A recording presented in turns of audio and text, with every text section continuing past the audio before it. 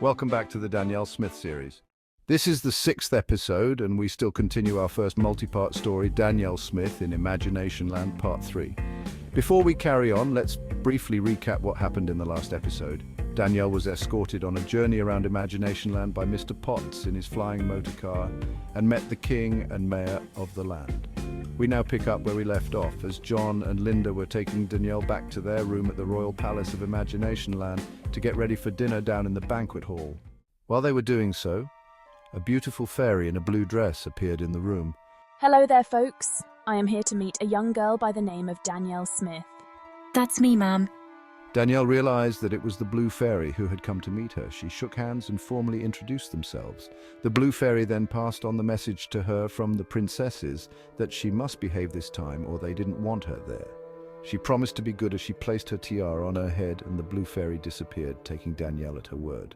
They arrived at the hall for dinner at 6 on the dot, and before they sat down, an usher dressed in purple and carrying an old lamp showed them to their seats.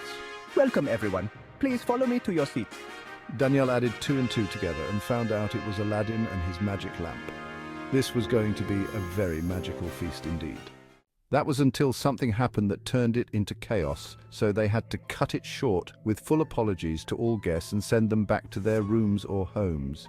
The Smith family returned to their room where they all sat disappointedly, but they wouldn't go hungry, as food was sent up to them by Cinderella, who wanted to make sure her distinguished guests from the real world were well fed. Just as they were tucking in, Danielle began wondering if any of her creations had been brought to life in Imaginationland yet. She soon found out when Zeus, the Greek god of the skies, came to check on them.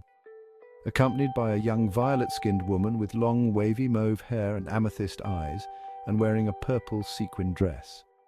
This was one of her own creations, and her name was Amethyst Violet, and she was very pleased to meet her creator at last. Hello, Danielle. It's such an honor to finally meet you.